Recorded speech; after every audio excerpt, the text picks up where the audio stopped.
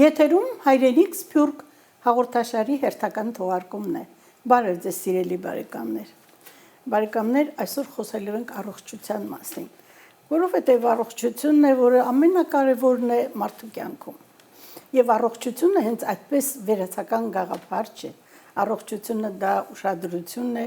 հսկողություն, հարգանք սեփական անձի եւ մարմնի հանդեպ, հարգանք հասարակության հանդեպ, պատասխանատվություն քո հանդեպ, ընտանիքիդ հանդեպ, քո մոտիկների հանդեպ։ Տեսեք, որքան կարևոր բաներ են մտնում առողջություն հասկացողության մեջ։ Եվ այսօր առողջությունը այս հաղորդում ուզում եմ սկսել մի շատ հետաքրքիր գաղափարով եւ այդ գաղափարը կրող հյուրը, որ այսօր հաղորդաշարի հյուրն է, քիչ հետո դուք կտեսնեք եւ տեսնելու նույնիսկ կարիք էլ չկա, բոլորը եւ ճանաչում եք եւ սիրում եք համայնքում ամենաշատ ճանաչված եւ սիրված մարդկանցից մեկն է, որը գրում է իր նոր գրքում, որի վերնագիրն է մարմնավարժության արվեստ, մարմնավարության արվեստ, ինչպես վարել մարմինը արվեստ, ուրեմն սա էլ արվեստ է եւ ամենալուրջ արվեստը, որովհետեւ իմ նախաբանի մեջ այդ բոլոր ասածներս հենց դրա մեջ էլ մտնում էր։ Մարդու հոգին թիթեռի նման է, երբ լքում է մարմինը դառնում է անպիտան։ Հոգին ուզում է ապրել առողջ մարմնում, բայց երբ անհարմար է, իր ապրելատեղին լքում է այն։ Պետք է պահպանել առողջությունը, քանզի առողջ հոգին լինում է միայն առողջ մարմնում։ Այո, հանրահայտ ճշմարտությունն է դա, առողջ հոգին միշտ լինում է առողջ մարմնում եւ հենց ամեն ասածս վերաբերվում է այդ մարմինը առողջ պահելու համար։ Եվ այսօր սիրով ներկայացնում եմ Գագիկ Կարապետյան, բժիշկ, ֆիզիոթերապետ, գիտությունների դոկտոր, ակադեմիկոս, բանաստեղծ, մի շարք մասնագիտական եւ գեղարվեստական գրքերի հեղինակ, շուրջ 180 գիտական հոդվածների հեղինակ։ Եվ ես հաճույքով ասում եմ ողջունում եմ։ Ողջույն։ Բարի ողջույն։ Շատ ուրախ եմ, որ այսօր ձեր հյուրն եմ։ Այո, պարոն Կարապետյան, բավականին ժամանակ է անցել եւ մենք երբեք չնկարվեցինք, չստացվեց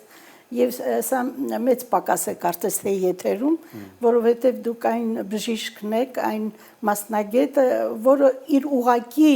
բուժման սկզբունքներով եւ շատ արդիական բուժման սկզբունքներով մեր համենքում հսկա գործ է կատարել եւ այսօր էլ կատարում եք։ Այնինչ ես խոսեցի առողջության մասին, այսօր այդ առողջության տեսակը ֆիզիոթերապիան շատ է բարդացել ամբողջ աշխարհում։ Դա գուցե եւ էկոլոգիական աղետ է, կապած էկոլոգիայի, որովհետեւ եթե տիեզերքը հանգիստ չի, եթե երկիր մոլորակը հանգիստ չի կարող մարդը իրեն հանգիստ զգալ, որտեղ այդ ամենի արտացոլումն է մարդու օրգանիզմի վրա,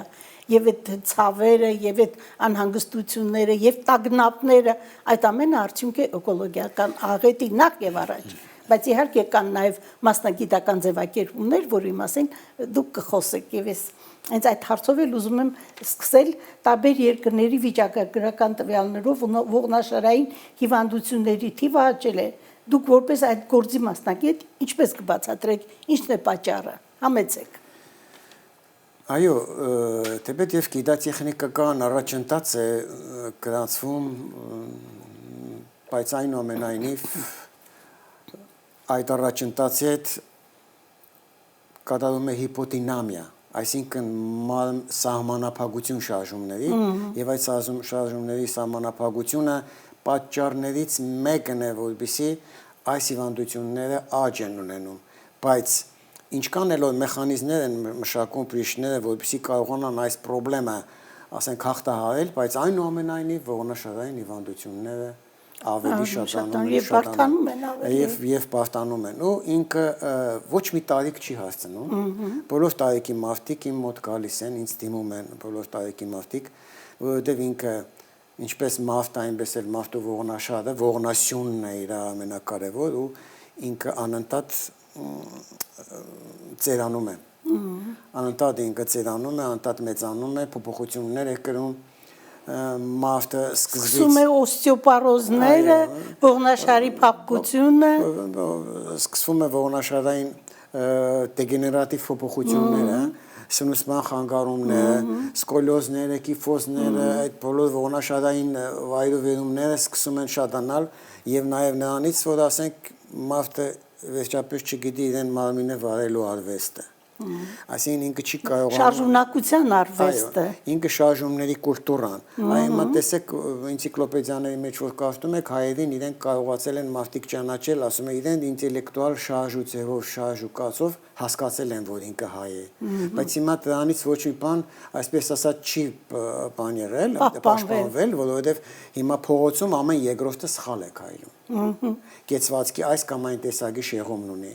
Հիմա որ իմ մոտ գալիս են մարդիկ, ես հետազոտում եմ, տեսնում եմ, որ ոչ մի մեկը, ասենք, այդպես ժողովրդի լեզվով կարգին ողնաշարժ չունի։ Բոլորը ունեն, ասենք, այս կամ այն տեսակի շեղումներ։ Ու այդ մարդիկ իրենց գրագիտությունից է, իրենց շարժումները չգիտենալուց է, իրենց շարժուձևի արվեստը չկարողանալ, ասենք, տիրապետելու, դա դու գիտելիքներ պետք է ունենաս, չէ՞ որ կարողանաս քո մարմինը, ասենք, շարժուձևը, կարգ ու կանոնը։ Տեսեք, հիմա դուք փողոցում հոկեբանները նայում են, ոչ միայն հոկեբանները, ասեմ իմ նման մասնագետները նայում են ու տեսնում են, թե այդ մարդը ինչ ձևի է շարժվում ու ինչ սխալ շարժումներ է անում։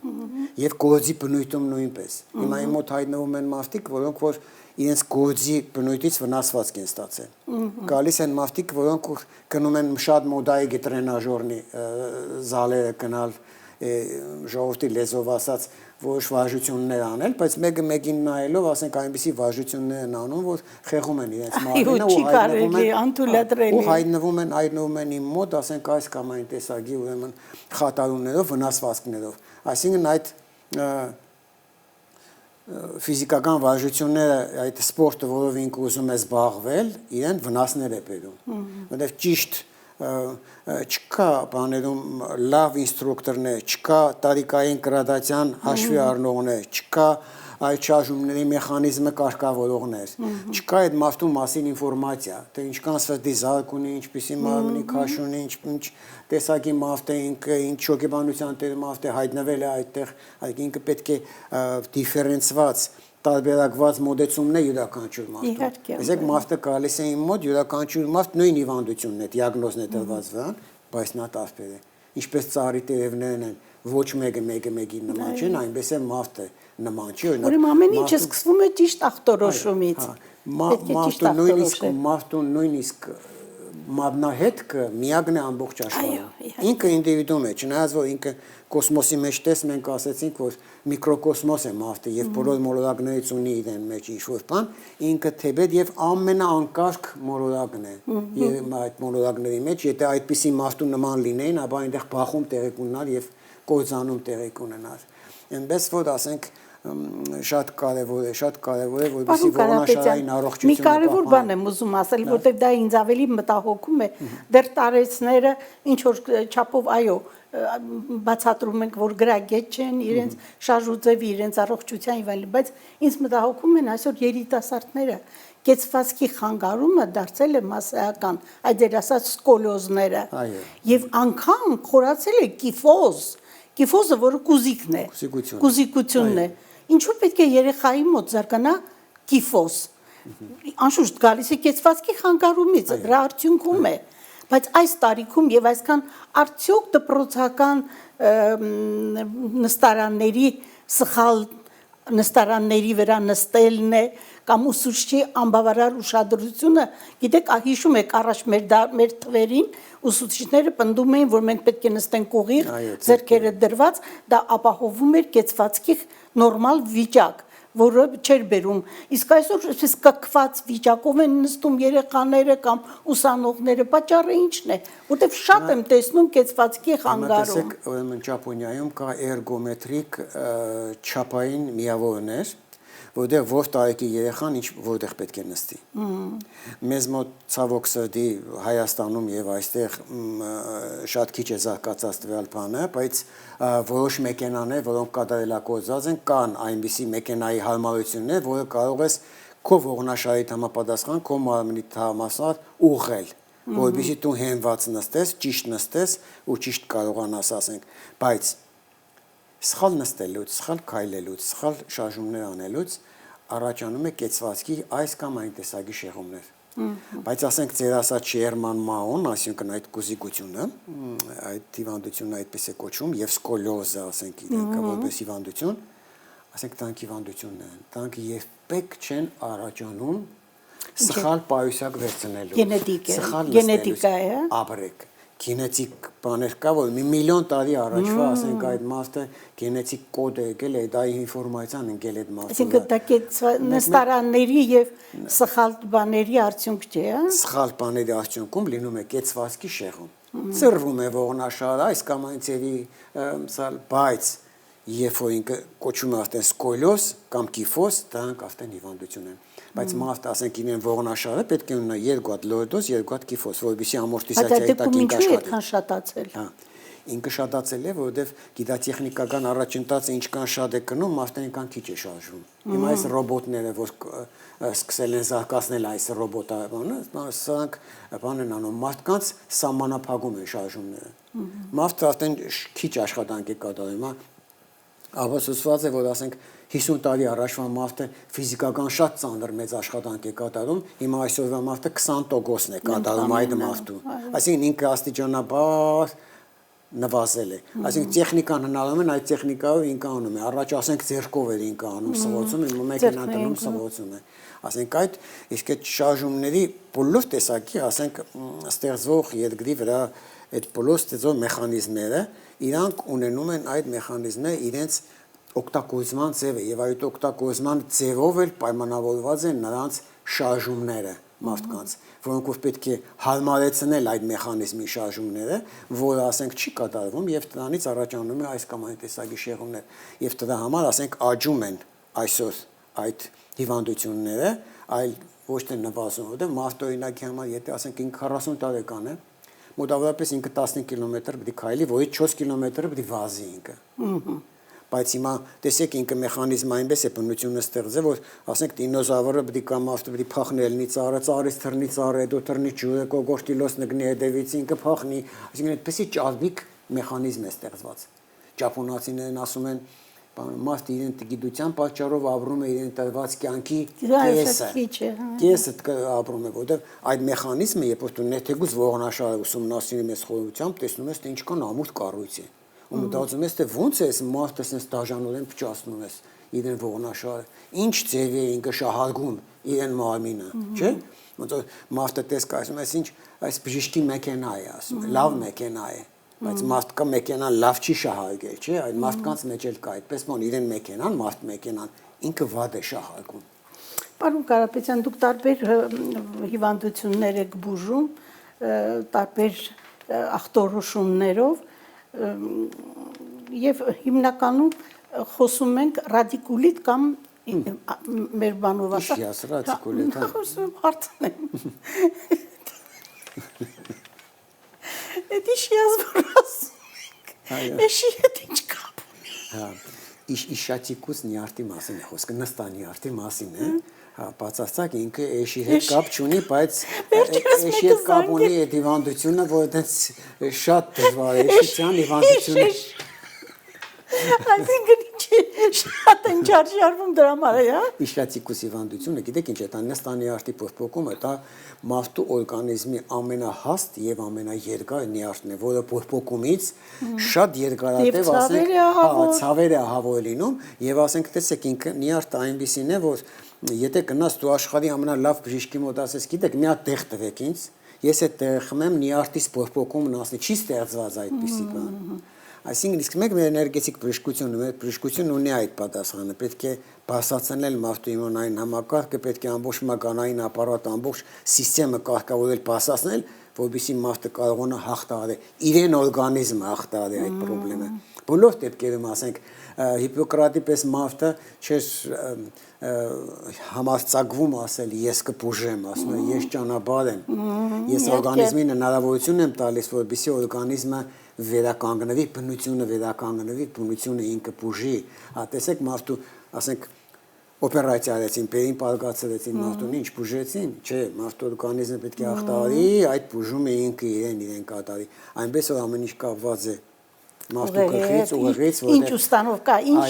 կարգադրություն ես անում ուղեղին։ Դուք տարբեր երկրներում եք աշխատել, թե Հայաստանում երկար տարիներ, թե այստեղ Ամերիկայում։ Այդ տարբերություն կա, ասենք, հիվանդության դինամիկայի մեջ։ Ինչով է պայման, օրինակ, այստեղի ներվային հիվանդությունները, ոսկրային հիվանդությունները, տարբեր տեսակի, կարող է խոնավության հետ, օվկիանոսի հետ է առնչվում, որ ինչպիսի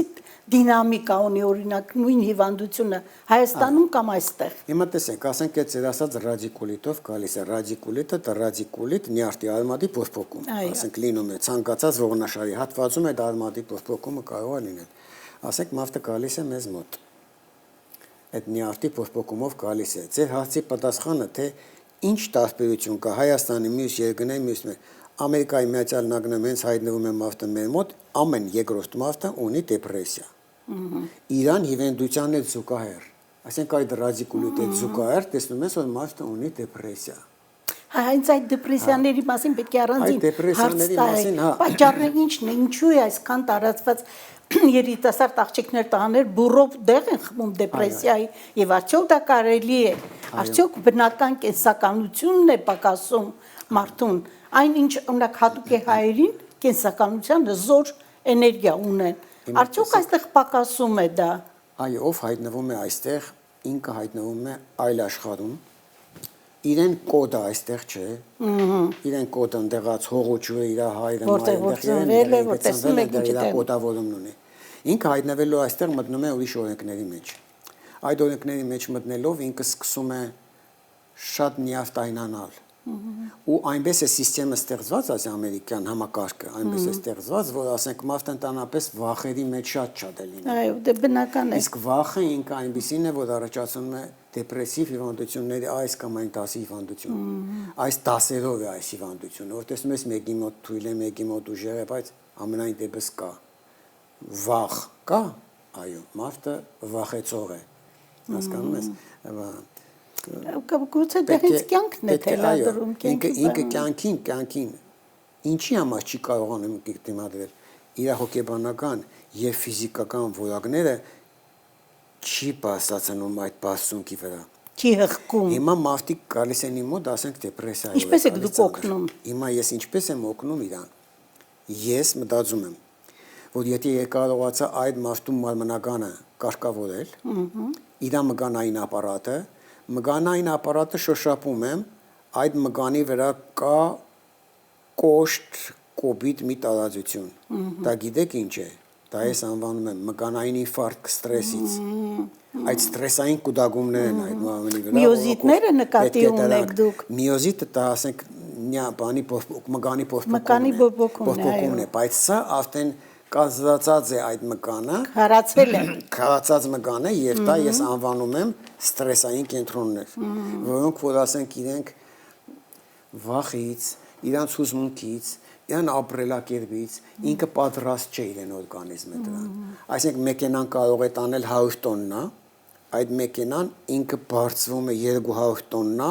ու այդպես ուզում է շարժվել, ինքը երկար չի կարող գնալ։ Այսինքն դա դիմադրողականությունը մարմնի չի կարողանում, չի համապատասխանում այդ հարմարությունների հետ եւ ինքը ընկնում է այդպիսի ծանր վիճակների մեջ։ Ծանր վիճակների, որոնք որ ուղղելու համար շատ մեծ, ասենք, միջոցներ եմ ես կիրառում եւ ասենք բացացնելով իր ֆիզիկական որակները ես փորձում եմ, ասենք, իրենք այդ նյարդային այդ բանը բացացնել իրենը, որտեղ սա չի կարող բացանալ սամանալ ներքևում, հետը քաշում բացացնում է, որտեղ եթե դուք գնաք, ասենք դե գիտեք մի տեղ տվեք դեպրեսիայի, հիմա իրենք տալիս են ուղեղը թմրացնող մի բան, որովհետև իրանք ելքը չգիտեն, իրականում չգիտեն ելքը, ասենք այդ մարդը ունենում է, հիմա կոչում է շատ մոդայք չի, anxiety ունեց, ասենք այդ նոպան է, որ ասենք բոլորը anxiety մեջ են, այստեղ ու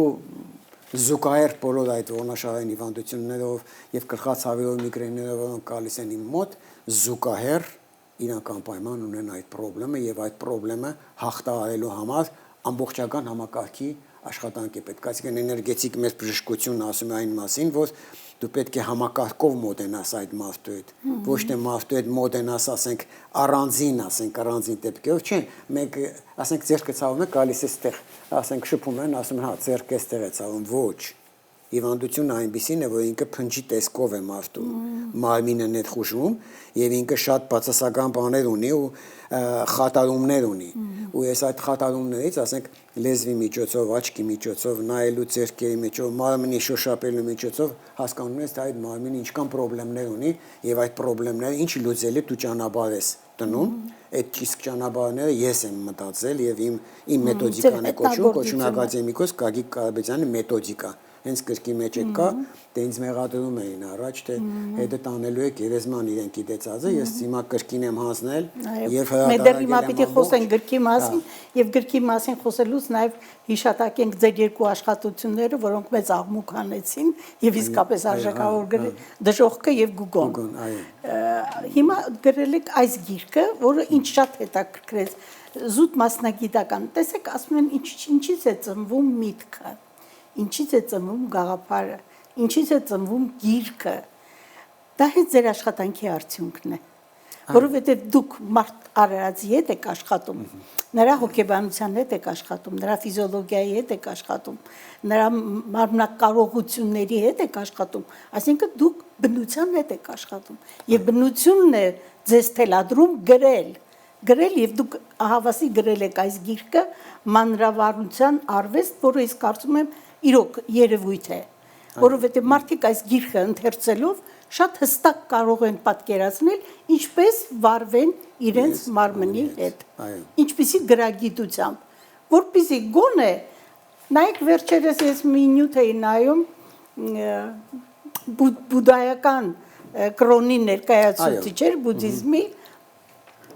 Տիբետից, եւ նա շատ հետաքրքիր բան ասաց նայեք շարունակ ասում են, որ պետք է վազեք, պետք է արագ քայլեք եւ այլն։ Այո, այդ գաղափարները լավ են երիտասարդների համար, ծերերին ընդհակառակը չի թույլատրվում շատ ակտիվություն, շատ վազել, շատ քայլել, բայց ինչու են ասում ուղարկում են հանգստի։ Բառը ասում է, ձեզ պետք է հուշի, որ դուք պետք է վարեք հանգիստ կյանք, հավասարակշռված եւ բնությանը ձուլված կյանք։ Տեսեք, բայց երիտասարդների պարագային իհարկե ասում են պետք է վարժություններ, պետք է վազեք, պետք է մարմինը շարունակ ակտիվ վիճակի մեջ պահեք։ Շատ կարևոր բան եք ասում։ Յուրաքանչյուր տարիք ունի իրեն գրադացիան, իր ծանրաբեռնվածությունը, իր շարժումների, ասենք, համակարգը։ Յուրաքանչյուր տարիքը ինքը տարբեր է եւ յուրաքանչյուր տարիքի մեջ մարդը պետք է ուրեմն հասկանա ինքը որտեղ է գտնվում, հա? Ինքը նախ մարդը պետք է շատ հետաքրքիր մի բան կա, որ մարդը կամաց լուսանցքից դուրս է մնում, ինչքան տարիքը մեծանում է։ Երբ որ ասում եմ մարդը 65 տարեկան է, արդեն ինքը աշխատում է, ասում է մի քիշադագեք, թե դուք ինչ եք եղել առաջ, դուք ինչ տնօրեն եք եղել եւ այլն, որովհետեւ արդեն ցես կամաց ասում է ուզում են, լսեն, մյուս լուսանցքից դուրս մնալը 75 տարեկանն է արդեն, որ ասում է միք բաներ եք ստիպեք մարդկանց որ անընդհատ կան տեսակցության որտեղ ամեն մարդ իր խնդիրներ ունի իսկ 85-ը արդեն ասում է դուք դուս եք մնացել որ մեկ է գալիս են ձեզ տեսնելու շնորհակալ եղեք որտեղ ձեզ սիրելուց հարգելուց են գալիս բայց շատ մի պահանջեք որովհետև չեն կարողանա քեզ շատ բան անել ուշադրություն դարձնել դու լուսացքից կամաց դուրս ես պետք է մարդը վարժվի գնացքից իջնելու ժամանակին եւ ձևին այս ամեն ինչը ունի իրեն մարմնավարությունը այսինքն դու յուրաքանչյուր տարեկում պետք է իմանաս ինչ ծանրաբեռնվածություն աշխատանքից դրա համար քեզ գիտելիքներ է պետք եւ դրա համար քո կողքին պետք է մի հատ լավ բժիշկ որը շատ խնդրեմ է ամբողջ աշխարհում որ գտնեն այդ բժիշկին ճիշտ ուղղություն տակես, թե դու ինչպես պետք է շարժվես, ինչ պետք է անես, ինչ պետք է ուտես, ինչ պետք է չուտես, ինչ քեզ չի կարելի։ Այ հիմա ուղղակի հարցը տալիս եմ մեր հեռուստադիտողների համար։ Ինչ պետք է ուտել 60-ն անց։ Դե 60-ը դեռ ծերություն չի։ Ես նույնիսկ ասում եմ 75-ն էլ ծերություն չի։ 80-ից սկսած, որովհետև այդ բժիշկը նաև ասում էր հետևյալը Երբ որ դու 80 տարեկան ես եւ առանց բռնվելու աթոռից վեր ես կենում, դու շատ առողջ մարդ ես։ Ահագին։ Եթե դու 80 տարեկան ես եւ քայլում ես թեկուզ դանդաղ, Այո։ Դու առողջ, իսկ եթե արագ ես քայլում, դու բացարձակ առողջ մարդ ես։ Եթե դու 80 տարեկան ես եւ սնվում ես չափավոր, Այո։ կարողանում ես հասկանալ չափավորության զգացումը, դու ուղղակի առողջ մարդ ես։ Ես Բայց հիմա դուք ինչ խորհուրդ կտաք այդ 80-ներին։ Ես մի անգամ ներկա եղա, ուրեմն երկարակեցներին ինչպես են պահում։ Ուրեմն մի ապարատ են միացնում, որտեղ բջիջները միլիոնավոր բջիջներ օրական մահանում են, ու մարդը, ասենք կամած, ասենք իր մտավոր կարողություններն էլ է վատանում իր, բայց մարդուն կարողանում է բջիջները զարգացնելով կարողանում են երկար կյանք տալ։ Դու ասում են, որ ասենք եթե ինքը մոտավորապես մի 100 տարի ուզում է ապրել, ասում է, երբ որ 100-ն անցնում է,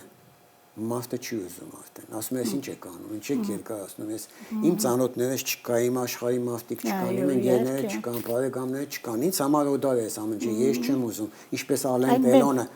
Տելոնը չէր ուզում, չէ՞, Այո, մենակության ասում եմ, ես չեմ ուզում զգացումն է այս աշխարհում գալիս, մնալ, ես ուզում եմ այս աշխարհում նույնիսկ գնաց ասել էր ինձ բան արեք, որ ես ինքնուրույն իմ ցանկությամբ սմանամ, չէին արել իրան, Այսպես է ուրեմն պետք է մարդը միշտ պետք է չափավորված լինի։ Ես օրինակ ուսումնասիրելով երկարակյաց մարդկանց միշտ հարցադրումներ եմ արել, թե ինչպես է եղել, որ դու ասենք այդպես երկար ես ապրում։ Նախ առաջինը ունեն իրանք խիստ ռեժիմ։ Տարին ճղայնանում են մեկ անգամ։ Բրավո, լավ եկեց։ Շատ ուրեմն հանգիստ են իրենց մարմնական այդ խոսքի բանի մեջ։ Ասում են, «Բա ինչու չեք զայրանում», ասում են, «Բայց այդ կարծիքով ինչու համար են լեզու տվել մարդուն խոսելու»։ Այսինքն խոսելու համար լեզու են տվել, հիմա տեսեք խոսելու լեզու են տվել, ասենք այս մեծամեծներին, որոնք որ ասենք խելքերը մի քիչ պակաս է, մեկը մեկին երկու քրիստոնյա ասկ խփում են իրար եւ առավոտնից իրգուն ռմբակոծում են, բայց այդ մարմինը շատ նուրբ է երգիր մոլորակը եւ երգիր մոլորակին ինչքան կարելի է խփել այդ ռումբերով, չէ՞։ Եվ այդ ռումբերը խփելով միտեղ ջրհեղեղ է լինում, մի օր ասենք երկրաշարժ է լինում։ Ինչ հիմա տեղի է ունենում։ Ինչ որ այն ամենը ինչ քաոսը տեղի է ունենում այդ մարդկանցից Պարոն Կարապետյան, մենք ժամանակը բավականին անցել ենք։ Ես երբեք չեմ զարմանում, որ դուք գրքերի հեղինակ եք, չեմ զարմանում, որ դուք բանաստեղծ եք, չեմ զարմանում, որ դուք բժիշկ եք, չեմ զարմանում, որ դուք հոգեբան եք, որովհետև այդ ամենը ձեր էությունն է, ձեր էությունը, պարզապես դուք այդ որակի մարդ եք եւ ձեր ապրած ամբողջ կյանքը օրինակ է նաեւ ինչպես կարելի է ապրել, ինչպես կարելի է ապրել հասարակության մեջ, ինչպես կարելի է օգնել այդ հասարակությանը, այսինքն դուք տվել եք եւ շարունակում եք տալ բոլոր առումներով եւ հոգեբանության եւ առողջապահության եւ մարդկային հարաբերությունների առումներով եւ չեմ էլ զարմացել որ գրել եք այս տողերը, որով ես ուզում եմ հաղորդումը ավարտել։ Շնորհակալություն։ Տեր, գոհ եմ քեզանից, իմ բաժին բախտից։ Տվեցիր այնքան շնորհներ դու ինձ, որ կարողանամ եւ ուրիշներին ես բաժին անել իմ ունեցվածքից, որ հայացքի տակ գլխի կոր չապրեմ, օրերս իզուր պարապ չվատնեմ, ունեցածից իմ բաժանեմ այնպես, որ պարտք չմնամ աշխարհին ու քեզ։ Այո, ապրել կյանքը այդպես, որ տաս եւ չմնաս պարտք աշխարհին եւ ընդհանրապես Աստծուն։ Այո, մի կյանք է։ Մի կյանք, այո, Միրաշա, ես շնորհակալ եմ, որ հաղորդման հյուրն եք, շնորհակալ եմ, որ այսպիսի բժիշկ ունի հայ համայնքը եւ ընդհանրապես հայությունը։ Ձեզ մեծագույն հաջողություններ եմ մաղթում եւ շատ եմ ուզում, որ այսպիսի գրքեր շատ գրեք ձեզ սիրելի հեռուստադիտողներ։ Խնդրեմ, կարող եք այս գիրքը ձեռք բերել, ինչպես կարող են ձեռք բերել։ Դե պետք է վերցնեն ինձանից եւ բոլոր Հայաստանի բոլոր գրադարաններում նախ այս գիրքը կա։ Կա արդեն։ Արդեն քաղաքներում տարբեր բոլորը բաժանված են։ Իմ մոտ կան գրքերը գալիս են, ասենք, վերցնում։ Երբ որ բուժվում են, դու կարող եք իրենց ուղղակի տալ ամեն մեկին։ Այո, ես նվիրում եմ իրենց գրում եմ։ Որտեղ նաև ձեր կենսագրությունն է կարճ համառոտ, մի համառոտ կենսագրություն, որը շատ երկար տարիների այդտեղ տալիս է թե ինչ բան այդ հիվանդությունը, ասենք անքնություն, ռադիկուլիտ, ձեր ասում մեր ձևակերպումները։ Տալիս է հիվանդությունը, տալիս է թե ինչ բույսեր պետք է օգտագործել, տալիս է ինչ վարժություններ, ինչ համակարգ պետք է անել։ Ինքը սեղանի գիրք է նա։ Դա եմ ասում, որ պետք է յուրաքանչյուր մարդ ունենա իր սեղանը եւ ինքը ճիշտ վարի իր մարմինը։ Այո։ Շնորհակալություն, պարոն։ Խնդրեմ, ես եմ շնորհակալ, որ ներկա եղա։ Սիրով։ Եվ ձեզ սիրելի հեռուստադիտողներ, մինչև նոր հանդիպում եթերում ցտեսություն։